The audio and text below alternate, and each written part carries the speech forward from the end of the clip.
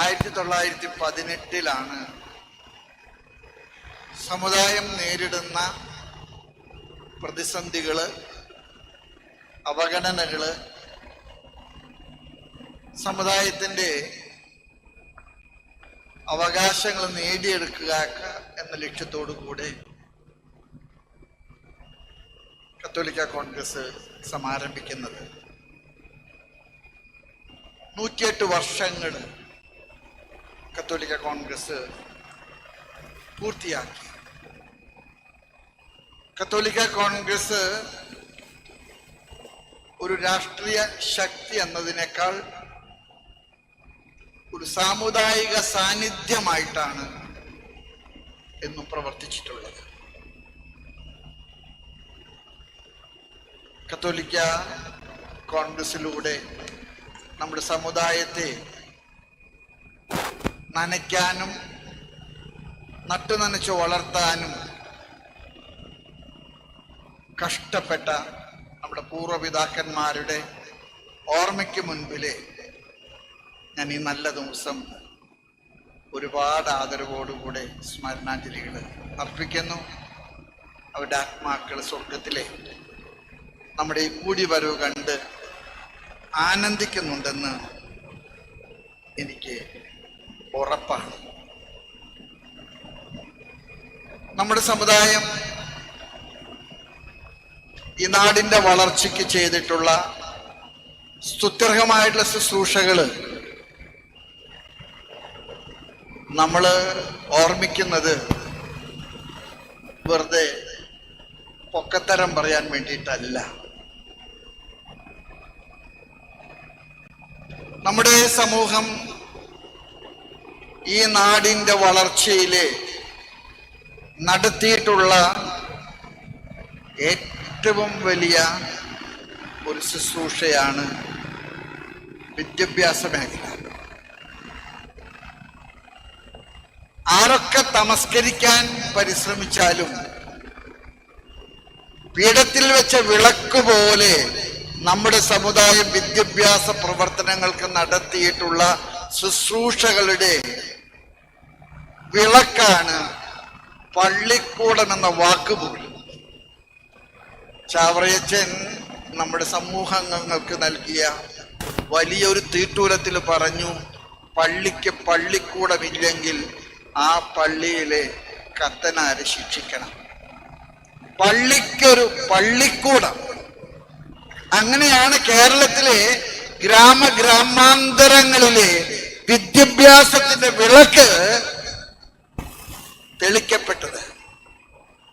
Government ചെയ്തു എന്ന് പറയുന്നതിനേക്കാൾ എനിക്കിഷ്ടം ഗവൺമെന്റിന് ചെയ്യേണ്ട കാര്യങ്ങള് ചെയ്യാൻ ഈ സമുദായം മുന്നോട്ട് വന്നതിന്റെ ഓർമ്മയുടെ തിരിശേഷിപ്പാണ് പള്ളിക്കൂടം. ഈ പള്ളിക്കൂടം നമ്മള് ആരൊക്കെ എടുത്ത് മാറ്റാൻ പരിശ്രമിച്ചാലും അത് മാറ്റാൻ പറ്റുകയില്ല. ഇന്ന് സാക്ഷരതയിലെ ഭാരതത്തിലെ ഏറ്റവും സമുന്നതമായ സ്ഥാനം വഹിക്കുന്ന കേരളം, ഞാൻ ഗവൺമെന്റിന്റെ എല്ലാ പരിശ്രമങ്ങളെയും ഏറെ ആദരവോടുകൂടെ ഓർത്തുകൊണ്ട് പറയുന്നു, ഈ സമുദായം നൽകിയ വഴി തെളിക്കാനും വഴി വെട്ടാനും നടത്തിയ വലിയ പരിശ്രമത്തിന്റെ ഫലമാണ് ഇന്ന് കേരളത്തിലെ വിദ്യാഭ്യാസം, അറിവ് സാമാന്യവൽക്കരിക്കപ്പെട്ടത്. ഇന്ന് അറിവ് ഒരാളുടെ അവകാശമാണ്.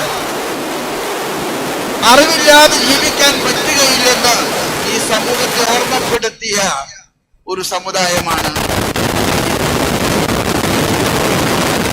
ഞാൻ പറയാൻ ആഗ്രഹിക്കുന്നത്. ഈ പിടിയേരി പിരിക്കുക എന്നൊരു പാരമ്പര്യം നമുക്കുണ്ട്. പള്ളികൾ നടത്തുന്ന പള്ളിക്കൂടങ്ങള് നടത്തിക്കൊണ്ടുപോകാനായിട്ട് ഗവൺമെന്റിന്റെ സബ്സിഡി ഇല്ലാത്തൊരു കാലഘട്ടത്തില് നമ്മുടെ പൂർവ്വപിതാക്കന്മാര്, പ്രത്യേകിച്ച് ചാവറയച്ചന്റെ ഒക്കെ നേതൃത്വത്തില് വികാരിച്ചന്മാർക്ക് എഴുതിയ ഒരു കൽപ്പനയാണ്, നിങ്ങൾ പള്ളിയിൽ പ്രസംഗിക്കുമ്പോൾ പറയണം, ഉച്ചഭക്ഷണത്തിന് അരിയിടുമ്പോൾ ആ അരിയിൽ നിന്ന് ഒരു പിടി അരി മാറ്റിയിടണം. ആ മാറ്റിയിട്ട അരി പള്ളിക്കുള്ള വിഹിതമാണ്. അതാണ് പിടിയരി. ആ പിടിയരിയിൽ നിന്നാണ് പിന്നീട് പള്ളികളിലെ നടത്തുന്ന പള്ളിക്കൂടങ്ങളിലെ ഉച്ചഭക്ഷണം കൊടുക്കുന്ന ഒരു സമ്പ്രദായം ഉണ്ടായത്. ജാതി അനുസരിച്ച് കുട്ടികൾ വസ്ത്രമിട്ട് വരുന്ന ഒരു പാരമ്പര്യമായിരുന്നു നമ്മുടേത്. ഷർട്ട് ഇടാൻ പാടില്ലാത്ത സമുദായങ്ങളുണ്ട്. മുണ്ടും ഷർട്ടും ഉടുക്കാൻ അവകാശമുള്ള സമുദായങ്ങളുണ്ട്. അതുകൊണ്ട് തന്നെ കത്തോലിക്ക സഭ നടത്തിയ ഒരു പരിഷ്കാരമാണ് സ്കൂളുകളിലെ യൂണിഫോം. ഇന്ന് പത്രാസിന്റെ ഒരു അടയാളമായിട്ടാണ് യൂണിഫോം. പക്ഷെ യൂണിഫോം ആദ്യമായിട്ട് സഭ നടപ്പാക്കിയത് ജാതി വ്യവസ്ഥകള് പള്ളിക്കൂടങ്ങളിൽ പാടില്ലെന്ന് ജനങ്ങളെ ബോധ്യപ്പെടുത്താനാണ്. സ്ത്രീകളുടെ വിദ്യാഭ്യാസം ഒരുപക്ഷെ ഇന്ന് നമ്മുടെ സ്ത്രീകള് സമുന്നത നിലയിലെത്തിയിട്ടുണ്ട്. എന്നാലേ സ്ത്രീകൾക്ക് ഒരു കാലത്ത് അടുക്കളയ്ക്ക് പുറത്തു വരാനായിട്ട് അവകാശമില്ലാത്ത ഒരു കാലഘട്ടം ഉണ്ടായിരുന്നു. ആ കാലഘട്ടത്തിലെ സ്ത്രീകൾക്ക് തുല്യമായ അവകാശം വിദ്യാഭ്യാസത്തിൽ ഉണ്ടാകണമെന്ന് ഗവൺമെന്റ് അല്ല പറഞ്ഞത്, സഭയാണ് പറഞ്ഞത്. സ്ത്രീകളെ പൊതു ധാരയിലേക്ക് കൊണ്ടുവരാൻ സഭ നടത്തിയ വലിയ പരിശ്രമത്തിന്റെ ഭാഗമാണ് അത്. സ്കൂളുകളിലെ യൂണിഫോമിനെ കുറിച്ച് ഞാൻ പറഞ്ഞു. ഇന്ന് സ്കൂളുകളിലെ യൂണിഫോം ഒരു പത്രാസിന്റെ അടയാളമാണെങ്കിൽ നിലനിന്നിരുന്ന ജാതി തിരിച്ചുള്ള വ്യത്യസ്ത വസ്ത്രധാരണ രീതികള് പൊതുസാമാന്യത്തിന്റെ മുൻപിലെ തുല്യതയുടെ സാമാന്യവൽക്കരണം നടത്താൻ സഭ നടത്തിയ ഒരു പരിശ്രമത്തിന്റെ ഫലമാണ് യൂണിഫോം നീലയും വെള്ളയും. സ്ത്രീകൾക്കും കുഞ്ഞുങ്ങൾക്കും കുട്ടികൾക്കും ഒക്കെ യൂണിഫോം അവതരിപ്പിച്ചത്. സാമൂഹ്യ മേഖലയിലെ നമ്മുടെ സമുദായത്തിന്റെ സംഭാവനകള് എത്രയോ നിസ്തുലമാണെന്ന് ഞാൻ ഓർമ്മിക്കുകയാണ്. ഇന്ന് നഴ്സുമാരുടെ ശമ്പള വർധനവിനെ കുറിച്ച് ഒരുപാട് തർക്ക വിതർക്കങ്ങളൊക്കെ നടക്കുന്നുണ്ട്. പക്ഷെ ഒരു കാലത്ത് രോഗികളെ ശുശ്രൂഷിക്കുന്ന പണിക്ക് പോകുന്നത് സമൂഹത്തിൽ ഒരു കുറവായി കണ്ട ഒരു കാലാവസ്ഥയിലെ ആരോഗ്യ മേഖലയിലെ സ്ത്രീകളുടെ ശുശ്രൂഷ അത്യന്താപേക്ഷിതമാണെന്ന് സഭ പറയുകയും പഠിപ്പിക്കുകയും ചെയ്യുകയും സിസ്റ്റർമാരെ ആ മേഖലയിലേക്ക് ഇറക്കുകയും നമ്മുടെ കുഞ്ഞുങ്ങളെ നഴ്സിംഗ് പഠനത്തിലൂടെ ആരോഗ്യ മേഖലയിലേക്ക് ശാക്തീകരിക്കുകയും ചെയ്ത ഒരു സമുദായമാണ്. ഇന്ന് നഴ്സിംഗ് പണമുണ്ടാക്കുന്ന വലിയൊരു പ്രൊഫഷനാണ്. പക്ഷെ ഈ പ്രൊഫഷനിലേക്ക് ആരും വരാത്തൊരു കാലത്ത് ഈ പ്രൊഫഷനെ ഉയർത്തിപ്പിടിക്കാൻ സഭ എടുത്ത നീ നിന്റെ സഹോദരനെ സഹായിക്കുന്ന നല്ല സമറായക്കാരന്റെ ദൗത്യം. ആദ്യം നമ്മുടെ ആസ്പത്രികളിലൊക്കെ ഞാൻ ഇപ്പോഴും ഓർക്കുന്നുണ്ട്, തൃശൂർ ഗവൺമെന്റ് ആസ്പത്രിയിൽ പോലും കന്യാസ്ത്രീകളാണ് നഴ്സുമാരായിട്ട് ജോലി ചെയ്തിരുന്നത്. നഴ്സാകാൻ പോകുക എന്ന് പറഞ്ഞാൽ ഒരു കുറവായിരുന്നു. എന്നാൽ ഈ നഴ്സ് ഒരു ശുശ്രൂഷയുടെ ഭാഗമാണ്. അത് ദൈവം നമ്മെ ഏൽപ്പിച്ച ദൗത്യത്തിലെ നല്ല സമറായക്കാരന്റെ റോളാണെന്ന് സഭ പറഞ്ഞു പഠിപ്പിച്ചു. പിന്നെ നഴ്സുമാർക്ക് പുറത്തു കടക്കാനുള്ള സാധ്യതകൾ വന്നപ്പോഴൊക്കെ ധാരാളം പേര് പുറത്തു കടന്നു. മൈഗ്രേഷൻ ഫ്രം ഇൻസൈഡ് കേരള അത് ഔട്ട്സൈഡ് കേരളയിലേക്ക് എത്തിക്കുന്നതിലെ സഭയിലെ ശുശ്രൂഷ വളരെ വലുതാണ്. ഇന്ന് നമ്മൾ ഒരുപാട് പേര് വിദേശ രാജ്യങ്ങളിൽ ജോലി ചെയ്യുന്നുണ്ട്. അങ്ങനെ ജോലിക്കുള്ള ഒരു സാധ്യത കണ്ടെത്തുന്നതിൽ സഭ എടുത്ത നിലപാടുകള് വളരെ നിർണായകമാണ്. ഞാൻ തൃശ്ശൂരിൽ നിന്ന് വന്നത് കൊണ്ട് പറയാൻ എനിക്ക് ആഗ്രഹമുണ്ട്. തൃശ്ശൂർ ജില്ലയിലെ ഏറ്റവും വലിയ ആസ്പത്രി അവിടുത്തെ ഗവൺമെന്റ് ആസ്പത്രി അല്ല, ജൂബിലി മിഷൻ ഹോസ്പിറ്റലാണ്. ജൂബിലി മിഷൻ ഹോസ്പിറ്റലില് 1500ഓളം ബെഡുണ്ട്. 20 കൊല്ലത്തെ പാരമ്പര്യം. 5 ബെഡിൽ നിന്ന് തുടങ്ങിയതാ. ഇന്നതൊരു മെഡിക്കൽ കോളേജാണ്. കോട്ടയം രൂപതയുടെ കാരിത്താസ് ഹോസ്പിറ്റലിൽ ഇത്ര മനോഹരമായിട്ടുള്ള ശുശ്രൂഷയാണ് നടത്തുന്നത്. ഈ നഴ്സിംഗ് പ്രൊഫഷൻ ആരും ഏറ്റെടുക്കാത്ത കാലത്ത് നഴ്സിംഗിലേക്ക് കുട്ടികളെ പ്രചോദിപ്പിച്ച് ആ പരിശീലനം കൊടുത്ത് അവരെ വളർത്തിയത്. ഇന്ന് നഴ്സസിന്റെ അവകാശങ്ങൾക്ക് വേണ്ടി വാദിക്കുന്ന ചില പ്രത്യേക ആളുകളെയൊക്കെ നിങ്ങൾ കാണുന്നുണ്ട്. ആ ആളുകളെ കുറിച്ചൊന്നും ഞാനിവിടെ പറയാനോ പ്രതിപാദിക്കാനോ ഒന്നും ആഗ്രഹിക്കുന്നില്ല. പക്ഷേ ഇതിനൊരു പിന്നാമ്പുറമുണ്ട്. ഒരാളും നഴ്സാകാൻ വരാതിരുന്ന ഒരു കാലഘട്ടത്തില് നഴ്സിംഗ് ജോലി സഹോദരന്റെ മുറിവുകൾ വെച്ച് കെട്ടാനുള്ള നല്ല സമറായക്കാരുടെ ശുശ്രൂഷയുടെ ഭാഗമാണ്. അത് ക്രൈസ്തവ ദൈവവിളിയുടെ ഒരു അടയാളമാണ് എന്ന് പഠിപ്പിച്ച നമ്മുടെ കാരണവന്മാരുടെ വലിയ ശുശ്രൂഷകള് നമുക്ക് മറക്കാൻ കഴിയുകയില്ല. ഞാനിവിടെ പറയാൻ ആഗ്രഹിക്കുന്ന കാർഷിക മേഖലയിലെ വളർച്ചയാണ്. ഈ കണ്ണൂർ കാസർഗോഡ് ജില്ലകൾ സത്യത്തിലെ ഗവൺമെന്റാണ് സൃഷ്ടിച്ചിട്ടുള്ളത്. ഗവൺമെന്റിനെ നമ്മൾ ഒരുപാട് നന്ദിയോടുകൂടെ ഓർമ്മിക്കണം. പക്ഷെ കണ്ണൂരിലേക്കും കാസർഗോഡിലേക്കും ജനസാമാന്യങ്ങള് കാർഷിക വൃത്തിക്ക് വേണ്ടി കുടിയേറിയ ഒരു പാരമ്പര്യമുണ്ട്. ആ കുടിയേറ്റ ജനതയാണ് കണ്ണൂരിനെയും കാസർഗോഡിനെയും ഇന്ന് കാണുന്ന കണ്ണൂരും കാസർഗോഡുമാക്കി മാറ്റിയത്.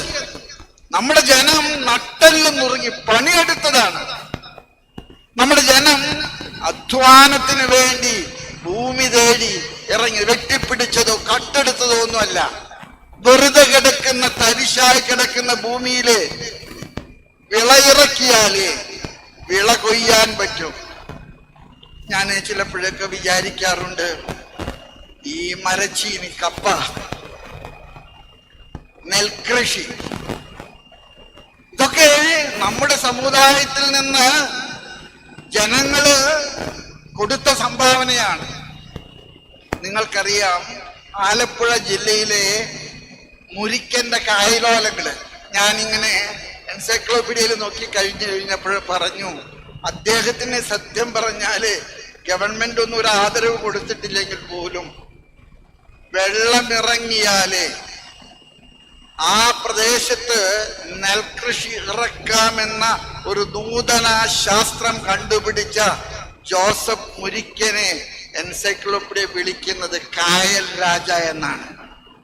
നെൽകൃഷിയുടെ വളർച്ചയില് നിർണായകമായ ഒരു പങ്ക് വഹിച്ച മനുഷ്യനാണ്.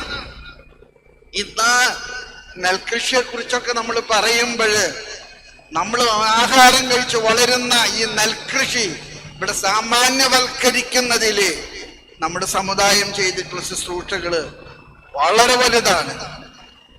928 മീനിച്ചിൽ താലൂക്കിൽ നിന്ന് മനുഷ്യരെ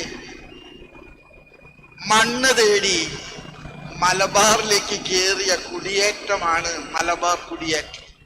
ഇന്ന് നിങ്ങളൊക്കെ മീനിച്ചിക്കാരുടെ മക്കളാണ്. നിങ്ങളുടെ ബ്ലഡ് ഗ്രൂപ്പ് മീനിച്ചിലെ ബ്ലഡ് ഗ്രൂപ്പാണ്. അവിടെ നിന്നാണ് ഇന്ന് 5 രൂപതകൾ ഉണ്ടായത്. തലശ്ശേരി ഉണ്ടായി, താമരശ്ശേരി ഉണ്ടായി, ഭദ്രാവതി ഉണ്ടായി.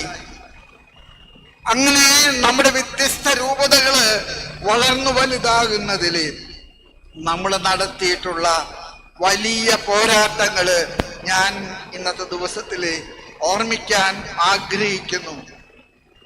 റബ്ബർ, കാപ്പി, തേയില, നെല്ല്, ഈ വക കൃഷികളൊക്കെ ഈ നാടിന്റെ വളർച്ചയില് വളരെയേറെ സംഭാവന ചെയ്തിട്ടുണ്ട്.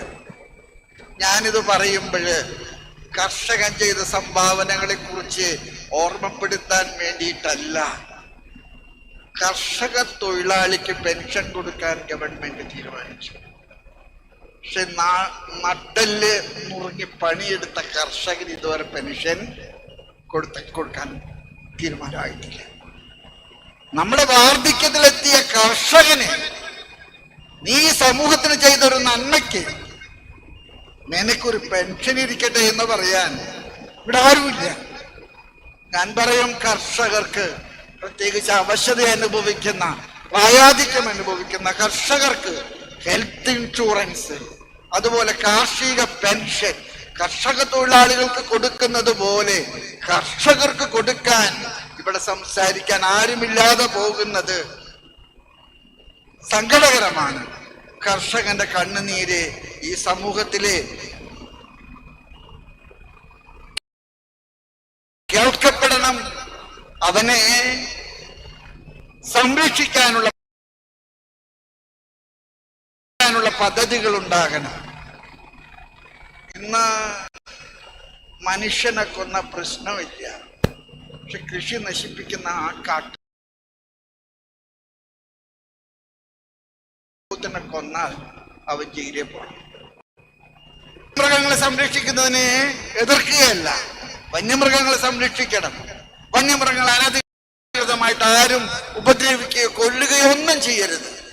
പക്ഷെ വന്യമൃഗങ്ങള് കൃഷിവിളകൾക്ക് വരുത്തുന്ന വലിയ നാശത്തെ കുറിച്ച് ആരും സംസാരിക്കാതെ ഒരു കർഷകന്റെ കണ്ണുനീര് പൂവണിയുമ്പോൾ ആ കർഷക ഭൂമിയിലെ കാട്ടുപന്നി കയറി നശിപ്പിക്കുന്നൊക്കെ ചെയ്യുമ്പോൾ, കാട്ടാന കയറി നശിപ്പിക്കുകയൊക്കെ ചെയ്യുമ്പോൾ അവിടെയൊന്നും ഒരു പരിഹാരത്തിന്റെ മാർഗങ്ങൾ കണ്ടെത്താൻ വരുന്നില്ല. കർഷകർക്ക് ആരോഗ്യ പരിരക്ഷണവും അവന്റെ ഭൂമിക്ക് സംരക്ഷണവും അവിടെ മക്കൾക്ക് പഠിക്കാനുള്ള ആനുകൂല്യങ്ങളും കർഷകരുടെ മക്കൾക്ക് ജോലി സംവരണം ചെയ്യാനുള്ള സംവിധാനങ്ങളൊക്കെ നമ്മുടെ സമൂഹത്തിൽ ഉണ്ടാകണമെന്നാണ് എനിക്ക് പറയാനുള്ളത്. ഞാൻ അവസാനിപ്പിക്കുന്നതിന് മുൻപ് എനിക്ക് ഒരു കാര്യം കൂടെ പറയാൻ ആഗ്രഹമുണ്ട്. ഇന്ന് നമ്മുടെ സമൂഹത്തിലെ ഏറ്റവും നേരിയ തോതിൽ ശോഷിക്കുന്ന സമുദായം ക്രൈസ്തവരാണ്. നമ്മുടെ കൂടെ കുറ്റം കൊണ്ടായിരിക്കാം. ഞാൻ എൻ്റെ വീട്ടിലെ 10ാമത്തെ കൊച്ച. ഇന്ന് നമ്മുടെ കുടുംബങ്ങളിൽ ഒരിടത്തും